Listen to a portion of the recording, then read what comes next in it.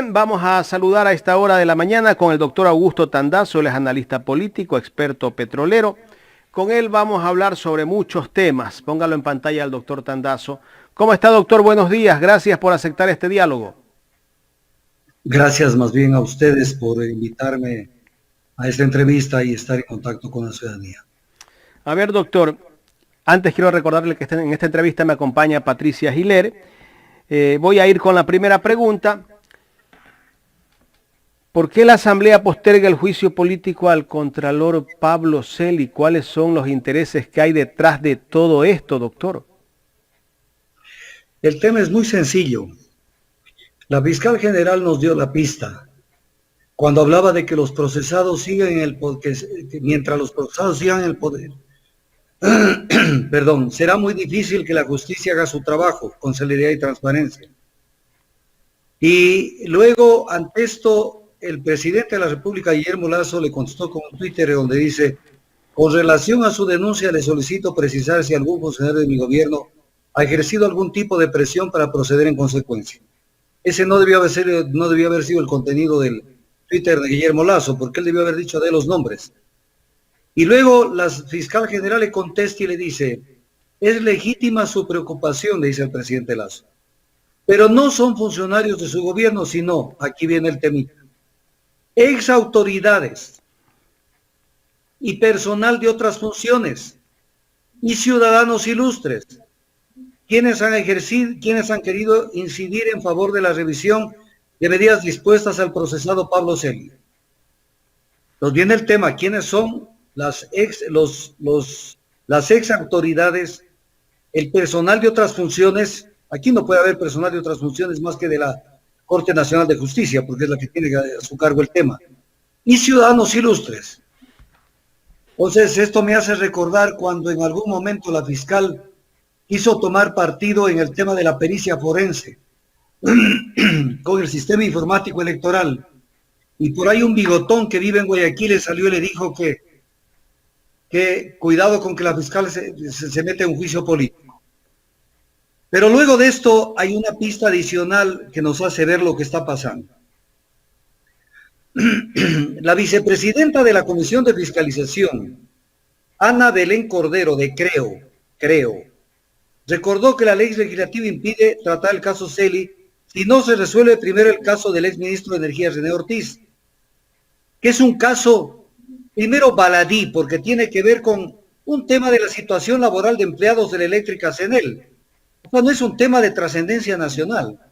Y luego, los interpelantes del caso de la interpelación del ministro Ortiz ya no son asambleístas.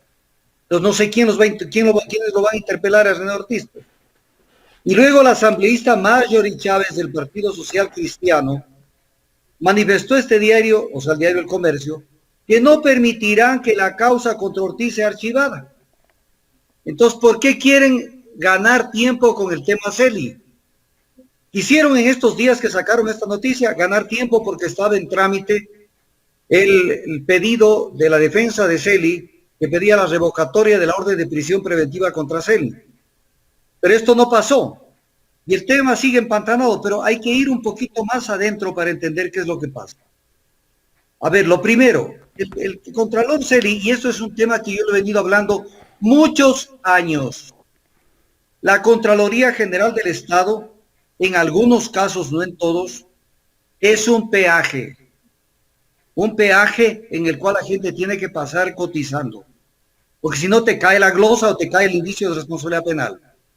Entonces crean el problema a través de los borradores de examen, la gente se asusta, busca lobistas o busca gente que se acerque al tema y arreglan, y de pronto glosas multimillonarias se desvanecen y desaparecen. Porque aquí cabe dos opciones, Jaime y Patricia, dos opciones.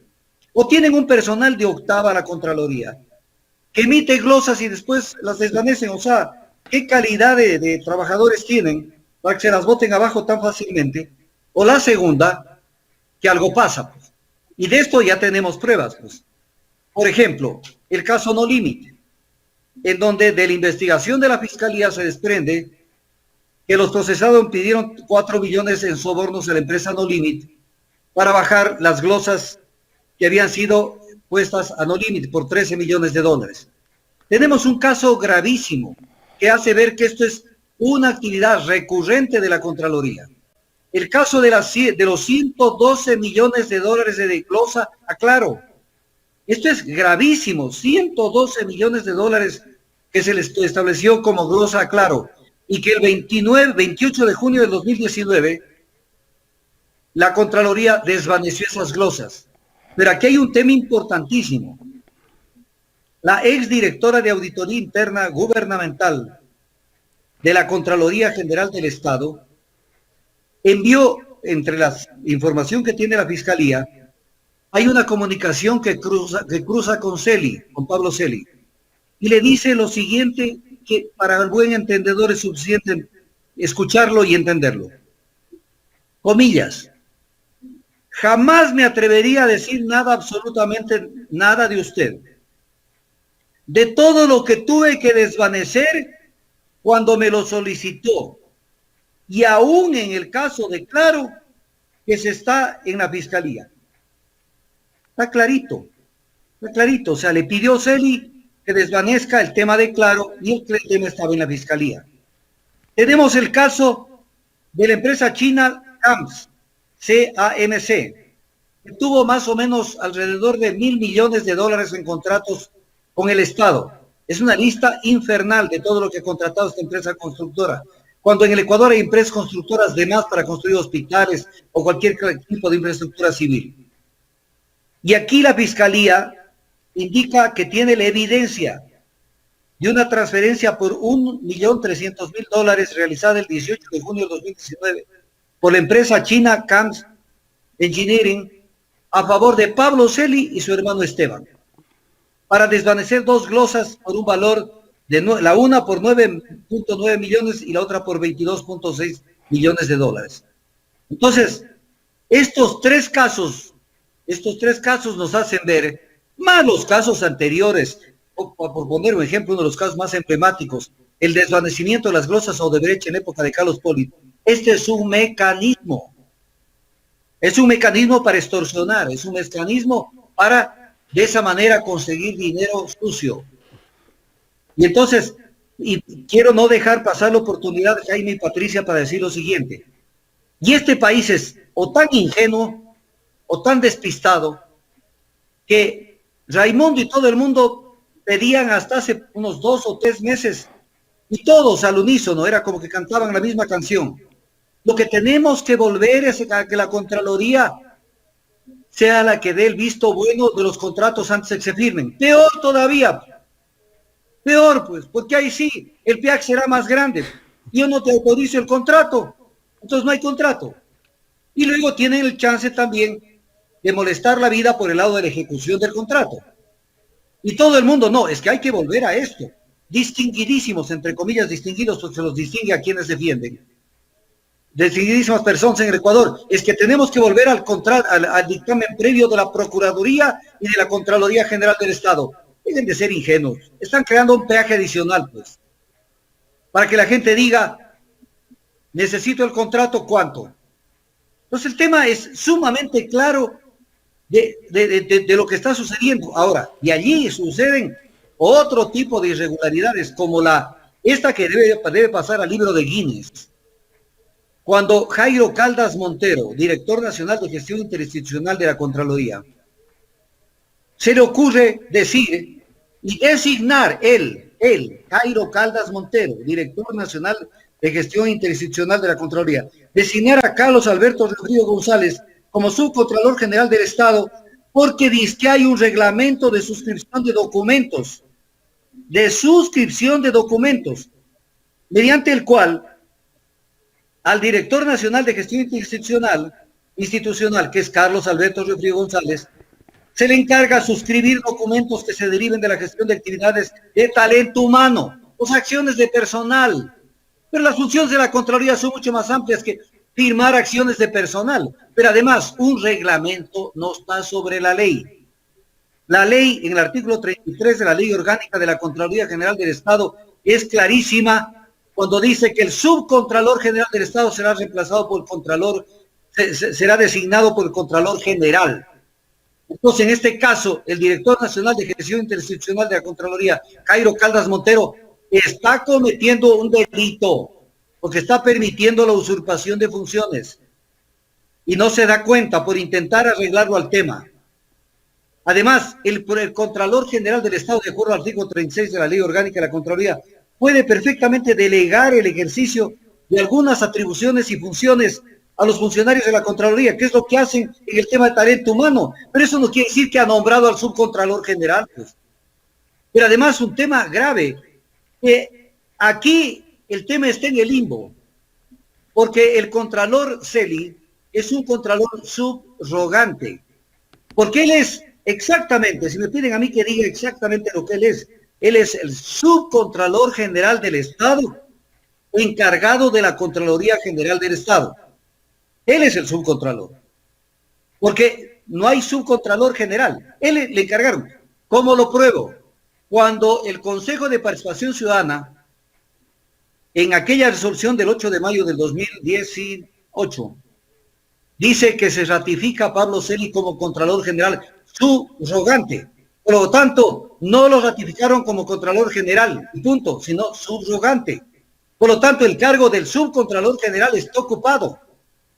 Está ocupado y la subcontralora anterior debería haber tenido el cuidado de entender que ella estaba nada más que en encargo de funciones, Valentina Zárate, porque ella tampoco podía ser titular, que además ya renunció, porque le dio miedo, porque le están investigando, que ha firmado a partir del 12 de junio de este año, donde puede haberse ya cometido también el delito de subrogación de funciones. Pero hay otro temita.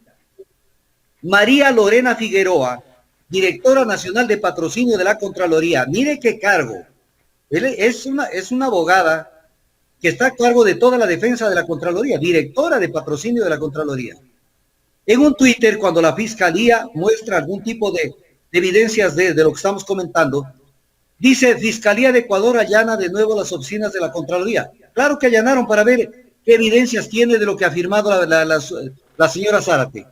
Dice, y se pregunta ella, entre comillas, ¿nueva forma de generar hinchamiento mediático para presión judicial? Esto es grave, porque prácticamente ella se ha convertido en defensora de Celi, indicando de que se lo está juzgando y se lo está involucrando en un problema por linchamiento mediático. Y yo ahí sí, ahí es donde yo digo por qué la Fiscalía no le llama a declarar a María Lorena Figueroa, directora de patrocinio de la Contraloría, y le diga, dígame el alcance en su Twitter, porque aquí no es cuestión de escribir cualquier cosa, no es una persona de la calle, es una funcionaria pública de altísimo nivel. Entonces aquí están queriendo hacer como un tema de defensa institucional alrededor de la figura de Pablo Celi, una figura que incluso si nos ponemos a analizar, que no sé si ese es el objeto de la entrevista, o hasta ahí llegamos con el tema o lo ampliamos. Podemos irlo ampliando un poco. La pregunta, doctor, es que le iba a hacer, ¿cómo es que Pablo Celi desde la cárcel 4 nombra a otro contralor, a otro subrogante? Es que él no puede hacer nada de eso. Es que comencemos por lo de atrás. Esto es elemental. Esto no se necesita abogado para entender lo que pasa. El anterior Contralor General del Estado tenía la facultad, y tiene cualquier Contralor General del Estado, tiene la potestad de designar al Subcontralor General del Estado en base al artículo 33 de la Ley Orgánica de la Contraloría. Punto. Es su competencia que no se la puede discutir nadie. Pero el Contralor General, no el subrogante. No el subrogante. Contralor General. Porque el subrogante está nombrando una persona, si es titular. Al subrogante del subrogante. No hay subrogación de la subrogación. Él se está sustituyendo a sí mismo, pues. Entonces ya deja de ser subcontralor general encargado de la Contraloría, pues. ¿Y en manos de quién está nombrar a un contralor ahora? No hay en manos de nadie, porque no hay contralor. ¿No es el Consejo de Participación Ciudadana? ¿Podría encargar a alguien? No, y le explico por qué. No puede encargar porque existe en eso el principio de juridicidad y el principio de legalidad. El funcionario público solamente puede hacer lo que esté escrito en la norma. Y si usted mira las competencias del Consejo de Participación Ciudadana y Control Social, no le dice que pueden encargar. Ellos pueden nombrar un contralor después de un proceso de concurso. Punto. Ese es el límite de su competencia. Aquí lo que debía haberse hecho, y que eso ahí están jugando, es acelerar el juicio político para provocar la destitución de Carlos Polit, porque no tiene defensa en este tema.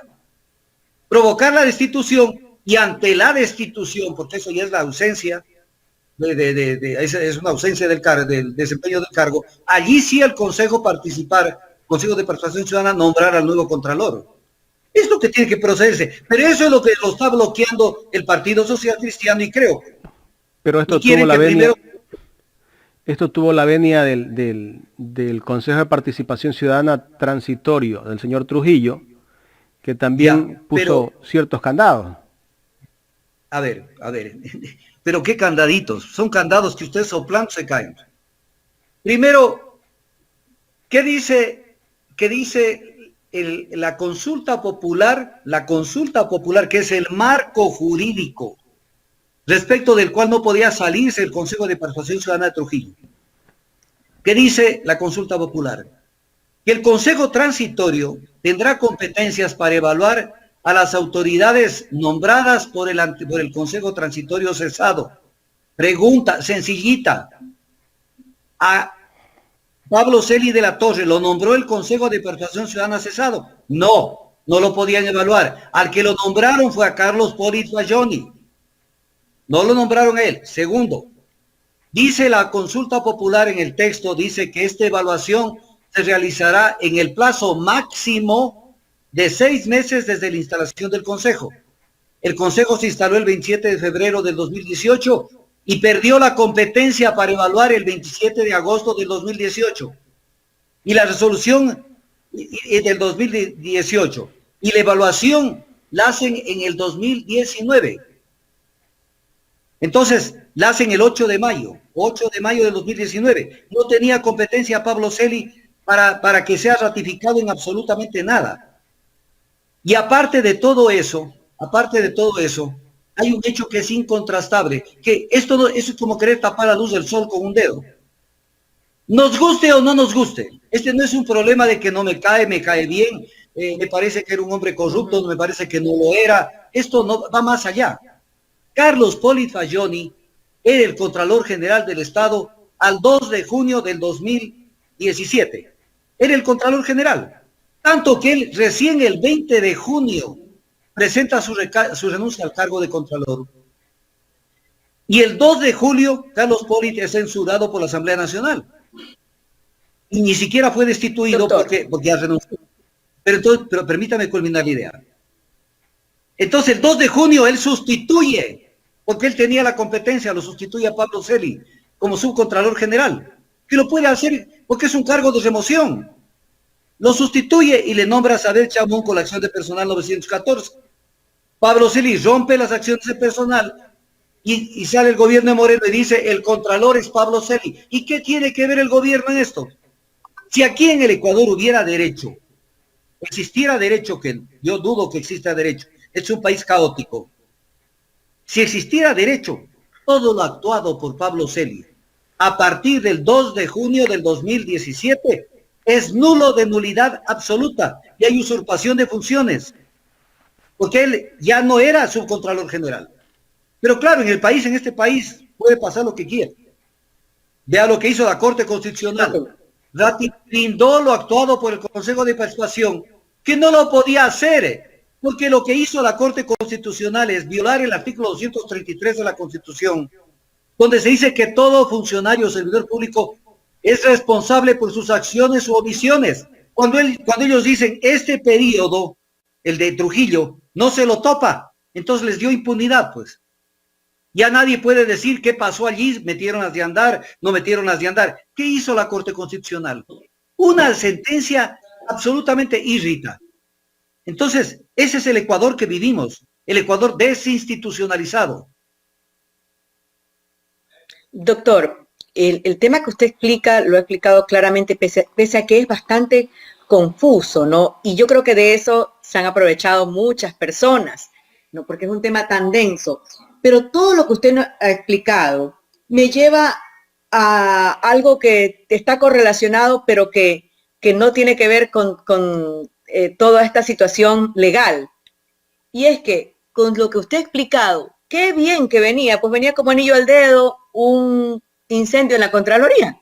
Entonces, de pronto, un informe que podría ser, que uno podría decir, no, tal vez tiene tinte político, no, es que querían favorecer a un lado o del otro, un informe donde sale y dice que el incendio de la Contraloría empieza desde dentro, empieza a tener sentido y calza como una pieza, pues como anillo al dedo, repito, ante tanto desorden, abuso y deshonestidad que se ha venido dando por mucho tiempo. Doctor. Desde luego. Además, ¿quién es una de las personas que dijo esto, que el incendio vino de adentro? Lo dijo Valentina Zárate, que estaba actuando como subcontralora general. Entiendo que subrogante, porque no podía ser titular, pero más allá de eso, ella misma lo dijo, pero viene aquí una cuestión que no tiene sentido. O sea, hay un viejo dicho popular, un axioma popular que dice, la mentira tiene patitas cortas. Porque con esas patitas cortas, por más que corra la mentira, rapidito uno la alcanza y se la toma. Entonces viene el tema. Decían que los indígenas, hay más de 400 procesos en la Fiscalía General del Estado, que Leonidas Issa, parte de su campaña, anuncia que pedirá la amnistía, porque hay mucha gente de los movimientos indígenas que están con esos procesos penales por el levantamiento de octubre. Entonces viene el tema. Si ha habido, al menos en octubre del 2019, un distanciamiento brutal con el correísmo, con quienes yo no tengo ningún tipo de relación ni afinidad. Ha habido entre el movimiento indígena con el correísmo, tanto que Salvador Quispe y los demás altos dirigentes de ese momento decían que ellos se sientan a dialogar con el gobierno de Moreno para no darle un triunfo al correísmo. Ese fue el pretexto para sentarse a negociar y darle oxígeno al gobierno. Pero viene el tema. O sea que si son los indígenas, como se decía, que son los que incendiaron la Contraloría, entonces ellos estaban para anular las pruebas que había contra Correa. Es una tomadura del pelo. O sea, los enemigos tratando de salvarlo a Correa. No tenía ningún sentido. Y quién sabe si hay otro tipo de intereses mucho más profundos en el tema de por qué se incendiaron determinadas áreas. Y otra que es importante, que nadie la pregunta. ¿Por qué en el mundo de la tecnología que vimos no había copias de todos estos documentos, copias mediante la vía digital? ¿Por qué no había? ¿Por qué no había? Porque se puede perder un archivo, no importa, aquí está el sustituto. Incluso hay cosas tan terribles en el tema de la Contraloría, que el edificio no estaba a nombre de la Contraloría, porque no se negaron a recibirlo y tenían un diferendo con el Cuerpo de Ingenieros del Ejército durante mucho tiempo. Y esa era la eficiencia de la Contraloría, con todo un edificio que no estaba asegurado debidamente. Entonces, un caos. Doctor. Un caos generalizado. A ver, doctor. A ver, tuvimos a un contralor por más de 10 años, luego tenemos otro contralor que se lo detuvo por casos de corrupción. Tenemos una Contraloría que se quemó evidentemente con intereses de quienes habían actuado mal.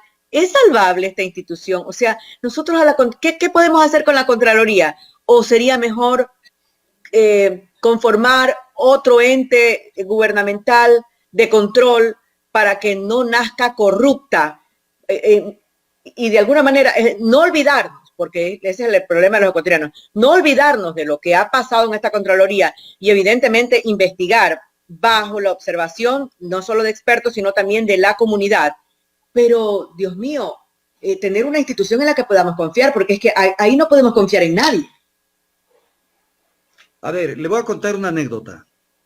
En un caso jurídico que yo manejé, yo planteé que se me anule una glosa que le establecieron a una persona determinada. Y no me contestaban, y no me contestaban, y no me contestaban. Era un tema terrible. Y el cliente me decía, ¿qué pasó? Y nada.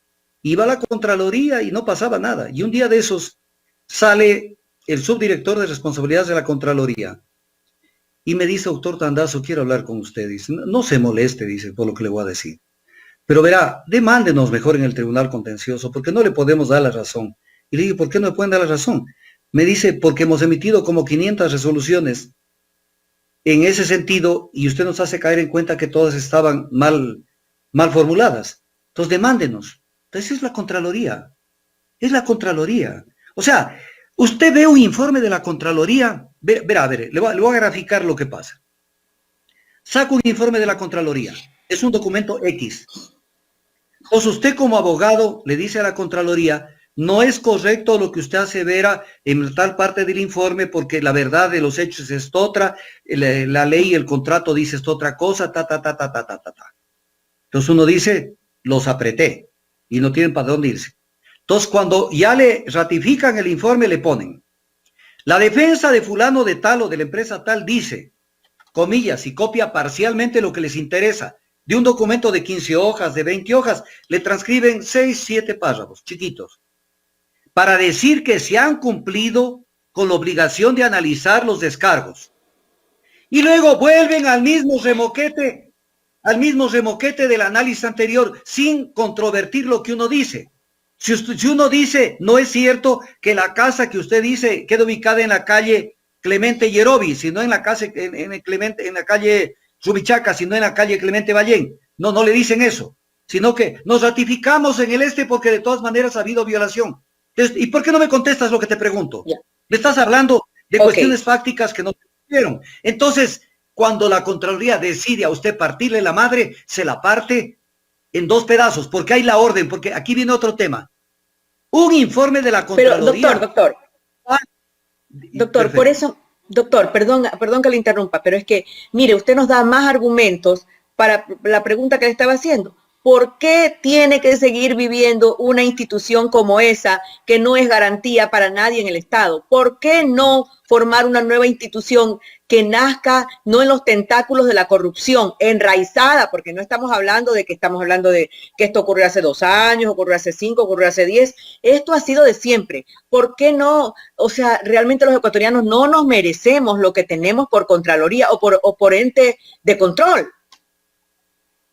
Totalmente de acuerdo con usted, Patricia. Me olvidé de decirle que estoy 100%, 1000% de acuerdo con lo que usted dice.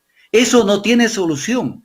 Hay cosas en las que hay que volverlas a crear. Ahora, solamente déjeme contarle esto para que usted vea las cuestiones que se dan en la Contraloría. Por ejemplo, a usted le mandan un informe de la Contraloría, que todavía puede ser sujeto de un recurso de revisión. Ese informe pasa por todos los estamentos, incluso llega donde el Contralor, porque lo revisa el Subcontralor General, que es el que filtra todos los informes, y luego va donde el Contralor. Y allí no lo firma él, sino que dice, sí, me parece bien, saquen el informe. Lo tiran. Uno mete el recurso de revisión. ¿Quién tiene que conocer el recurso de revisión? El Contralor, que ya dio el visto bueno para que salga. O sea, es una estupidez, pues tiene que haber tribunal de alzada. Tiene que uno interponer un recurso a otro nivel para que no sea el mismo que ya autorizó que salga de una manera un informe, sea el mismo que diga, no, está bien. Entonces no tiene sentido. Eso hay que comenzar de cero. Lo que tendrían que hacer es, para ponerlo en orden, la Asamblea Nacional tiene que encargarse de los temas importantes que tiene el Ecuador, no de pavadas. Este es uno de los temas importantísimos que tiene el Ecuador, como es importantísimo la entrega de municiones y de granadas a Bolivia, como es importantísimo lo del Procurador General del Estado, que da una interpretación diferente de lo que es el CIADI, como es importantísimo el tema de la suscripción del Tratado del CIADI por parte de la señora Baki en Estados Unidos. Estos son los temas. Pero inmediatamente de la destitución, el Consejo debería encargar la Contraloría, pero ya destituido Celi, encargar la Contraloría y enviar un proyecto de ley a alguien, asambleístas, el gobierno, lo que sea, cambiar ese esperpento que se llama Contraloría General del Estado, que además no cumplen con lo que dicen. Usted mira el código de ética, no lo cumplen. Yo recuerdo una vez que me enfrentaba con un director de auditoría de ahí y le decía, ¿por qué usted no me permite, en lo que yo le planteo, que se revise la curva base de producción de este contrato? Entonces yo hasta ahí nomás le tiré la pregunta y me dijo, es que doctor, es que eso no se puede, porque Y después le digo, entonces ahí sí lo cogí en curva, le dije, ¿y por qué usted sí permitió que se modifique la curva base en el contrato de Sacha? O sea, en unos permiten, en otros no permiten. Esa es la Contraloría. Es la Contraloría. O sea, la Contraloría hace lo que le viene la regalada gana. Y además lo tiene a la Fiscalía. A la Fiscalía la tiene fregada la Contraloría. ¿Por qué? Porque la Contraloría establece, por ejemplo, indicios de responsabilidad penal, sin precisar cuál es el delito que se ha cometido. Solamente dice, por existir indicios de responsabilidad penal, le mando a la Fiscalía. Y ahora los de la Fiscalía se hacen locos para ver, ¿y ahora cómo sustento esto? Porque si no, el Contralor les dice, no, pero ustedes de la Fiscalía están dejando pasar las cosas. Pero son informes patojos, mal hechos. Entonces, con base en esto se construye una justicia administrativa que lo maneja la Contraloría y que a veces es perversa porque para lo único que sirve es para meterle la mano a las empresas y a más de un funcionario.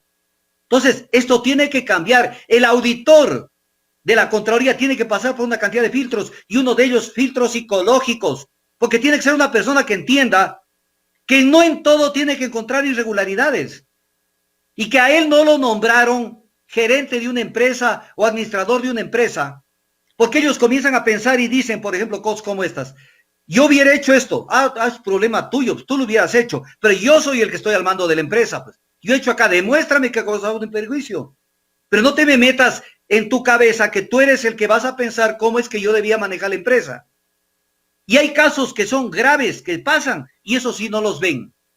Pero hay otros que son miniatura. Caso Singh es una vergüenza. Eso se lo inventaron, se lo cogió en el camino Celi para fortalecerse. El caso Singh es una vergüenza nacional en un tema que no tiene patas ni cabeza. Pero además un tema que debían poner: Contralor General del Estado tiene que tener determinado título para que pueda tener un conocimiento de la materia. Administrador, tal vez un economista y más que nada un abogado, porque allí se dictan resoluciones que tienen efectos jurídicos. Un sociólogo, por Dios, sociólogo. Lamentablemente por donde se aplasta sale pus. No sé si hay alguna otra inquietud, Jaime, porque estamos ya sobre el tiempo. Adelante, Jaime. Gracias, Patricia. Doctor, ¿usted no cree que tal vez la justicia, si hay justicia en este país, debería investigar no solamente al Contralor, sino, yo no creo que él opere solo, ¿no? Ahí deben de estar tal vez auditores, gente muy cercana a él, porque esto ya se constituyó una especie de peaje, como usted lo ha calificado, esto de la Contraloría, y ver de dónde tienen el patrimonio estas personas, si es producto del trabajo o alguna herencia familiar, porque ya esto de la Contraloría, pensar en que tal vez se hizo un autoincendio en las jornadas de protesta del 2019 por borrar ciertas pruebas, algunas cosas que no le interesaba al Contralor que está detenido. Esto da a entender que esto es una red, esto es una gran cadena. Aquí no trabaja solo uno, aquí trabajan varios. Hay una estructura. Lo está revelando el chat. De la directora, que dice claramente: yo he hecho todo lo que usted me ha pedido. Incluso el desvanecimiento de las glosas de Claro. O sea, ¿cómo es que hay una funcionaria que dice: el Contralor me pidió que desvanezca y entonces yo veo cómo desvanezco? El desvanecimiento debe nacer del análisis jurídico y de las pruebas aportadas, de que hay o no razones suficientes para desvanecer o no desvanecer. Pero no porque el Contralor le pidió. Entonces ahí viene los que trabajan alrededor de la Contraloría. Que piden favores. Entonces ahí viene: ¿quiénes son los que piden favores en la Contraloría para que se desvanezcan glosas? ¿Quiénes son los que piden favores en la Contraloría? Ahí están los políticos, los que tuvieron que ver con la designación de fulano de tal. Entonces tienen cuotas de poder. Entonces, si está un Contralor X, no vamos a poner el nombre Pablo Celi, y le llama por ahí algún tipo de poder, como dice la fiscal Los Ciudadanos Ilustres, y le dice: ve, fulanito, hay un casito de la empresa tal, ayúdame a ver ese tema, ¿sí? Entonces el tipo sabe que es una orden porque él es uno de los que contribuyó para que lo nombren. Entonces él gana de su lado, el otro gana desde afuera.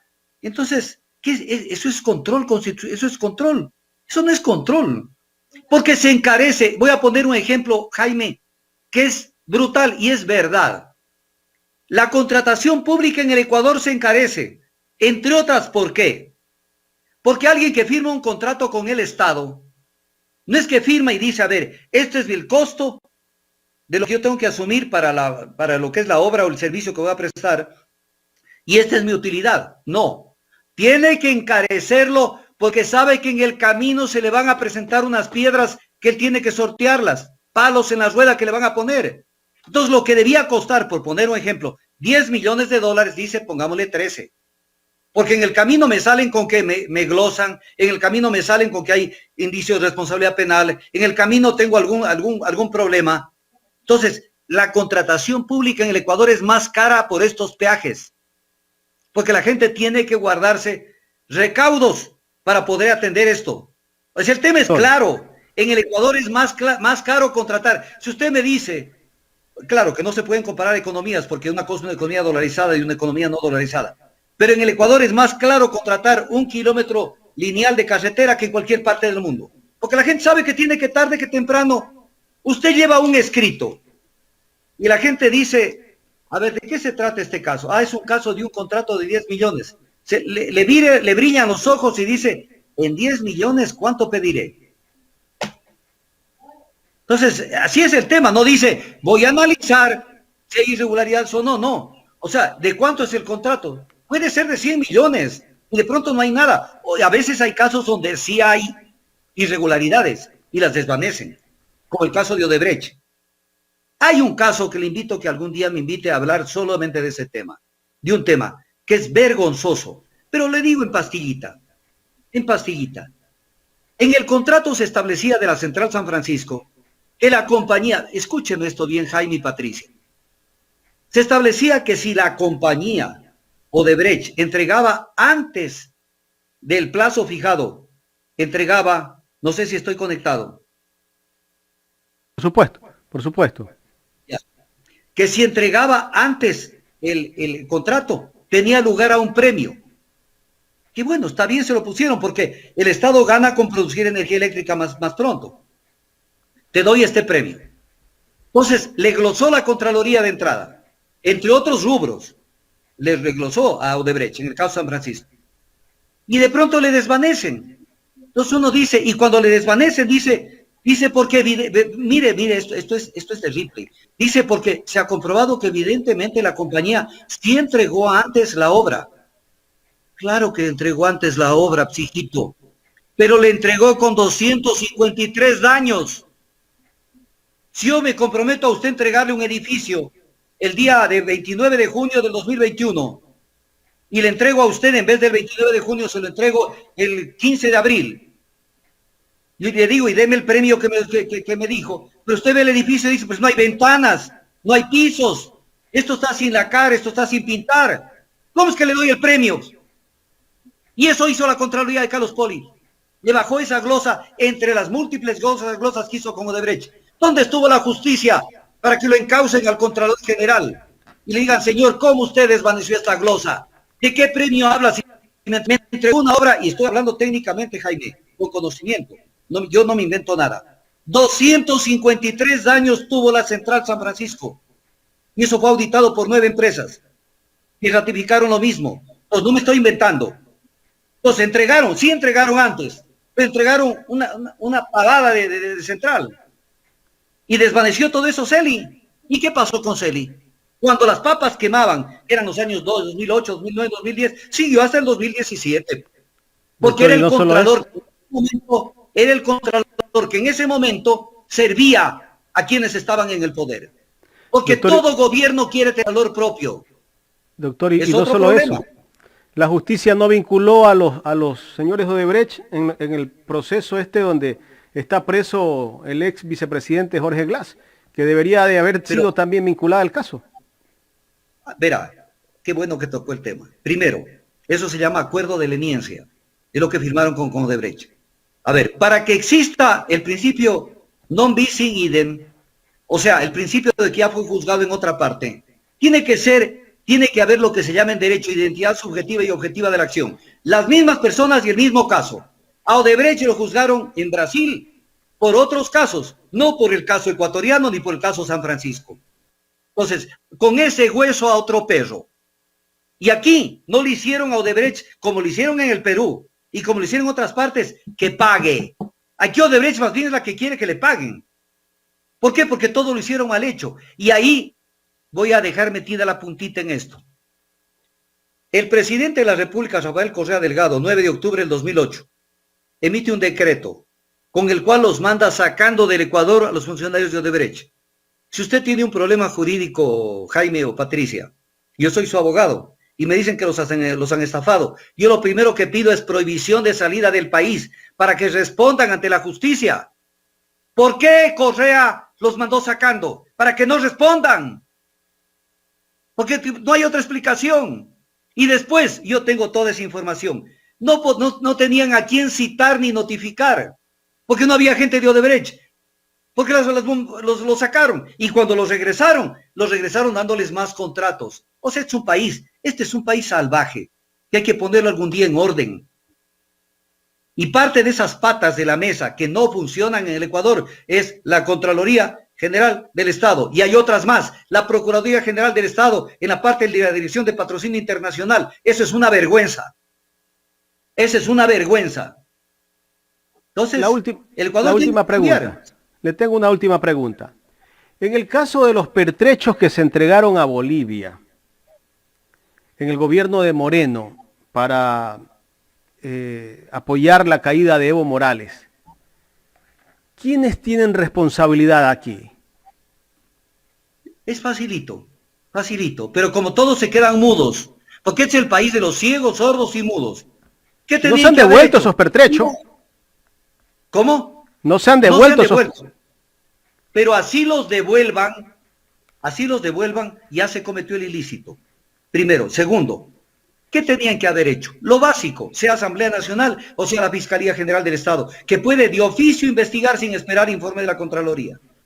Llamarlo al comandante Patricio Carrillo de la policía y decirle, señor, dígame primero qué entregó, que ya sabemos lo que entregó, porque tenemos la comunicación enviada a la Embajada de Bolivia, qué entregó, y segundo, quién le ordenó o quién le autorizó.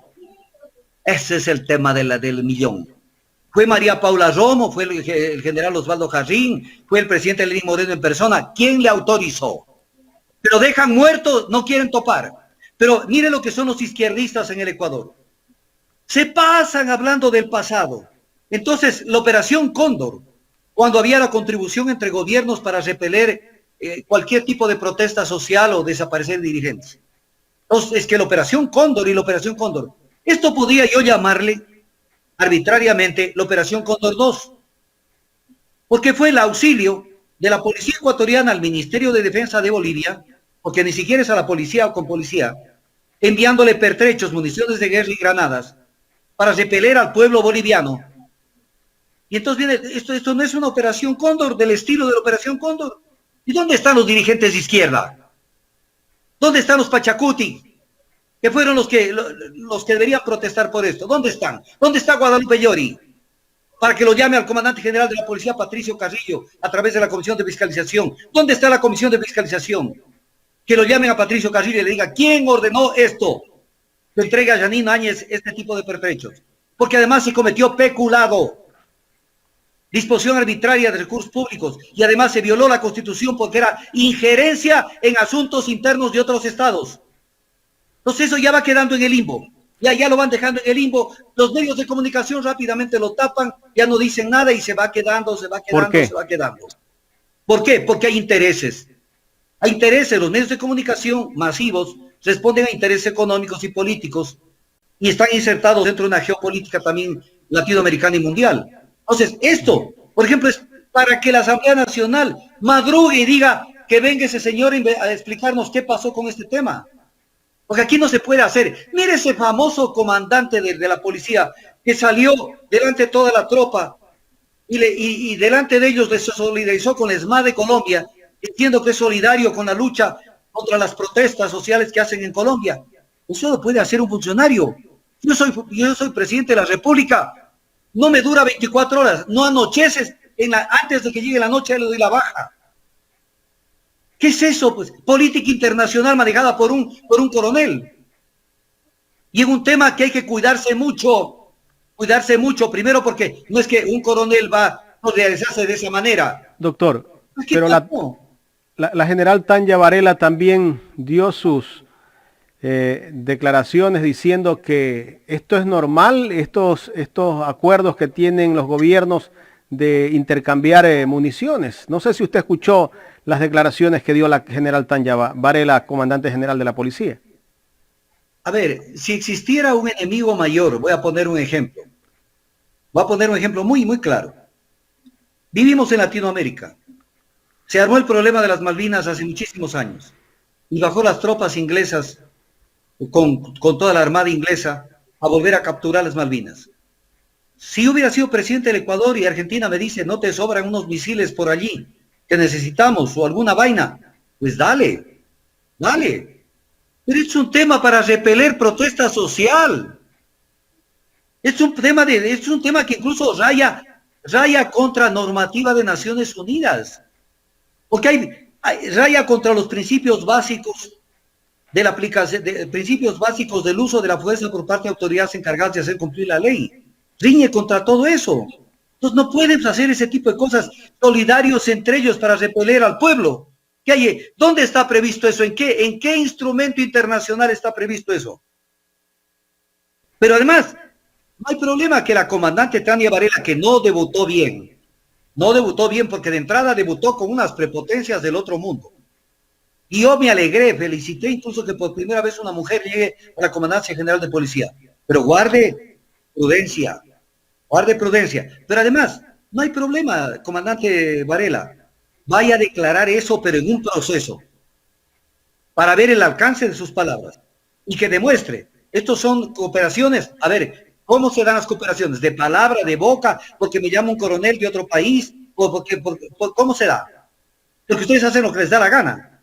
Yo podría, por ejemplo, si fuera gerente de Petroecuador, por poner un ejemplo, prestarle una torre de perforación a Ecopetrol. No puedo. Es un bien público que no puedo prestarlo.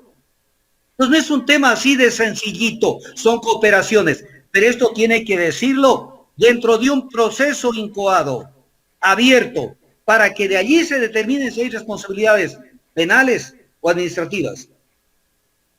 Pero esto hay que hacerlo. ¿Pero qué hizo la Asamblea? Están discutiendo si lo llevan a matar a un muerto, que es René Ortiz. O sea, eso es lo que llamaban el matar a un muerto. A ver, regáleme un minuto. Cuando Faustino Rayo lo mató a García Moreno, Faustino Rayo, medio maltrecho porque también ya lo atacaron, salió corriendo al centro de la Plaza de la Independencia de Quito. Y allí lo mataron las fuerzas que cuidaban al presidente Moreno, García Moreno. Y tenía fama un señor Ascazú, que era concuñado de él, y tenía fama de ser medio cobarde, que no le gustaba enfrentar nada. Y cuando se hizo el alboroto dentro del palacio, dijeron, lo mataron al presidente, lo mataron. El tipo temblaba, pero preguntó, ¿y qué pasó? No, ya lo matamos al asesino, y no hay más. Entonces, cuando le dijeron que no, ya era uno solo y ahí está el asesino. ¿Pero está muerto?, preguntó. Sí, está muerto. Entonces caminó, erguido, a donde estaba el cadáver de Faustino Rayo. Sacó una pistola de ese entonces y le disparó un tiro. La gente quiteña que tiene mucha salsa, mucha sal, para hacer de todo un chiste, eso es muy típico de acá de Quito, le puso de sobrenombre el matamuerto. Porque lo mató a un muerto. Entonces aquí, en el Ecuador, estamos muy acostumbrados a matar muertos. No nos sirve matar muertos. Por ejemplo, hay que criticarle a Moreno y hay que seguir con el tema INAPAPERS que se viene con una cantidad. Pero no lo descuidemos a Lazo. Porque si no quieren que solamente estemos mirándolo al de atrás. No lo descuidemos a Lazo. Porque mire el caso de ayer, perdóneme que lo diga así, que lo denuncié ayer. Póngase usted en este pellejo, Patricia, Jaime y yo. En el Hospital Carlos Andrade Marín, Hospital del Seguro Social de Quito, hay 6.642 cirugías represadas. ¿Sabe lo que es eso? Gente que necesita operarse, o sea que el médico dijo, ya no puedo darle pastillas, usted necesita que se lo abra, por diferentes causas. Y no pueden operar 6.642 porque no hay camas y porque solamente hay medicamentos, 34% de medicamentos, no hay anestesia, no hay relajante muscular, no hay nada. Mientras el presidente, en medio de semejante crisis, viaja elegante a hacerse operar en el Jackson Memorial de Estados Unidos. Oye, tengo un poquito más de prudencia, porque hay 6.642 represados y deben haber muchos otros en los hospitales. ¿Qué significa eso? Entonces, prudencia, prudencia. Que él tiene dinero, claro que tiene dinero para irse al Jackson Memorial. Pero el pueblo, ¿qué hace si te le dicen en el hospital Carlos Andrade Marín, no te puedo recibir? ¿Qué hace el pueblo? Ir a una clínica privada a endosar o a embargar, que le embarguen un carro o la hipoteca en una casa. Que de ahí salen con una cuenta de 15, 20, 30 mil, 50 mil dólares. ¿Y dónde está? ¿Dónde está la salud, que es un servicio público según el 362 de la Constitución? Entonces el otro se toma fotos en el Jackson Memorial y de paso veo a mi nieta. O sea, están mal, no sienten están deshumanizados, no se dan cuenta de lo que está viviendo el pueblo. Y por eso se preparan para una eventual represión. Los salen a cada rato a amenazar. Y vamos a defender con toda nuestra fuerza, la fuerza pública, cualquier intento. Al pueblo van a tener que matar 5 millones de personas. El pueblo está en la informalidad, en el subempleo, en el desempleo. Si no es un tema de que la gente protesta porque le da la santísima gana. Doctor, le prometo que esta sí ya es la última pregunta que le voy a hacer. ¿Qué significa para el gobierno? ¿Qué significa para el gobierno de Guillermo Lasso que haya ganado Leonidas Issa las elecciones de la CONAIE, que por cierto ha ganado casi con el 70%? A ver, que ganó Leonidas Issa me da una tristeza grande en una cuestión, porque yo veo varios Leonidas Issa. Veo Leonidas Issa, luchador de las protestas de octubre, el criticado por ciertos dirigentes porque le decían que era mariateguista, porque tenía una posición ideológica. Pero cuando lo veo al actual Leonidas Issa, donde plantea 3 cosas. Una, que se eliminen los 3 decretos sobre el precio de los combustibles. Otra, que se declare moratoria en el sistema financiero por 1 año para que no se paguen las deudas. Y otra, amnistía para los miembros del movimiento indígena que participaron en las protestas de octubre. Entonces yo digo, sí, yo también las pondría en un plan de acción. Pero Leonidas Issa piensa como ecuatoriano, no como indígena. ¿Qué es lo principal en el Ecuador? Lo que está pasando. El CIADI, los arbitrajes internacionales, el tema de Bolivia, el tema de la pandemia, el tema de la quiebra de la economía del Ecuador. Pide información sobre eso. Yálale las orejas a la Guadalupe Llori para que no haga pavadas. Y voy a poner un ejemplo. Cómo la presidenta de la Asamblea va a una reunión junto con el Ejecutivo para hablar con los transportistas sobre el tema de precios de los combustibles. Ella es otra función del Estado. No tiene nada que hacer allí, porque esto puede desencadenar en un juicio político. ¿Qué van a decir? Pero si estuvo presente la presidenta de la Asamblea, Guadalupe Llori. Pues pide explicaciones, pero coge los temas centrales que hay en el país. Temas centrales, no tenemos Contraloría. No tenemos Contraloría. Llama la atención sobre las amenazas veladas que hacen sobre que si alguien dice pío, ahí le cae la fuerza pública. Empodérate de los problemas nacionales o solamente vas a actuar bajo los límites que te da el poncho. Entonces, claro, es una etnia que lucha ya no por reivindicaciones nacionales, sino por reivindicaciones étnicas. Que me devuelvan mis presos, que a mi gente le perdonen las deudas o le condonen 1 año y que se derogue el precio de los combustibles. Pero estás entendiendo el fondo de los combustibles. Haz que Pachacuti lo llame al ministro de Energía y le pregunte ¿por qué es que tienen que privatizar las 3 refinerías? Porque esa es la causa. Si privatizan las 3 refinerías, el precio de los combustibles se va por las nubes. Entonces, ataca lo que se llama vulgarmente, ataca las causas de los problemas y no a los efectos. Entonces, ya apareció un Issa divagante, difuso, que quiere la unidad por la unidad, y están hechos pedazos, porque se impuso la sierra a la Amazonía y a la costa. Cuando usted ve que el presidente es Issa y la vicepresidenta es de Pastaza, pero es de la comunidad quichua. Los 2 son quichuas. Yo esto lo preveía. Va a haber una división entre los amazónicos, les van a quitar el poder a los amazónicos. Porque mucho han jugado los amazónicos, han negociado la posición de política de tanto de Pachacuti cuanto de la misma CONAIE. Pues vamos a ver hasta dónde llega Leonidas Issa. Pero hasta este momento se transformó de tigre en un gatito. porque además está peleando por pavadas. Ataque al problema, no ataque al decreto de los precios de los combustibles, ataque al tema de la refinación, porque de allí se va a derivar que los precios van a ser internacionales de por vida. Doctor, muchas gracias. La verdad que ha sido interesante escucharlo y hablar de cualquier tema. Yo creo que siempre usted tiene entretenido a la persona que está viéndonos a través de las redes sociales. Yo creo que con usted nadie se duerme, como le dijo Yadir alguna vez en clases. Bueno, yo trato de estar en los temas nacionales, y ayudar a que la gente no se deje tomar del pelo, Porque, por ejemplo, una noticia grandota que salió en el periódico El Comercio, enorme, decía, todas las vacunas son lo mismo. Por Dios, ¿por qué se dejan tomar del pelo? Hoy amanece el dato de que Pfizer está ya desarrollando una tercera vacuna porque las dos primeras no sirven para todas las variantes del COVID. Entonces, ni una firma tiene una sola vacuna, porque las dos que tenía ya no son suficientes para las nuevas cepas. O sea, las primeras eran de prueba. O sea, y sale la vacuna Abdala de Cuba, donde un instituto estatal de Venezuela, estatal, no privado, para que no digan que son enemigos de Maduro, dice que eso no se puede implementar en Venezuela, porque es una vacuna que no está aprobada ni siquiera por la Organización Mundial de la Salud. Pero ya Maduro está vacunando a los familiares de los militares. Pues aprendan de los temas, aprendan de todo, de cualquier tema, investiguen, por favor.